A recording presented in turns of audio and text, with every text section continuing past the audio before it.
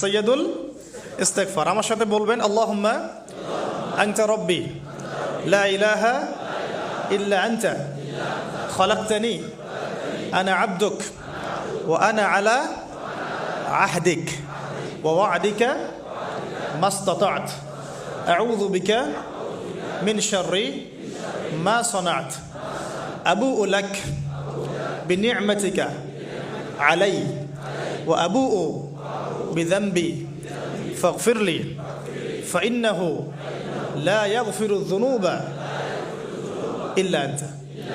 এই যে আমরা গত লেকচারে বলেছিলাম যে আমাদের ইবাদতগুলো অন্তঃসার শূন্য হয়ে যাচ্ছে এই কারণে, বিকজ আমরা অর্থটা বুঝি না। এই যে দোয়াটা আপনি করলেন, নবী সাল্লাল্লাহু আলাইহি ওয়াসাল্লাম বলেছেন যে এই দোয়া পড়ার পরে যদি কেউ সকালে পড়ে রাত্রের আগে মারা যায়, জান্নাতে চলে যাবে। রাতে পড়ে সকালের আগে ইন্তেকাল করলে জান্নাতে চলে যাবে। তো কি পড়লাম? আল্লাহ পাক বলছেন, নবী সাল্লাল্লাহু আলাইহি ওয়াসাল্লাম বলছেন, আল্লাহুম্মা হে আল্লাহ, আনতা রব্বি, আল্লাহ তুমি আমার রব,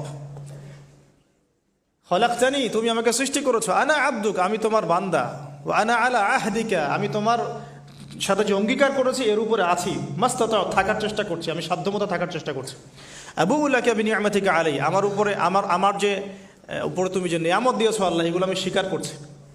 হে আল্লাহ, তুমি আমার উপর যত নিয়ামত দিয়েছো আমি স্বীকার করছি, ওয়া আবুউ বিযানবি আমার যত গুনাহ আল্লাহ সব স্বীকার করছি। এইভাবে যদি বান্দা আল্লাহর কাছে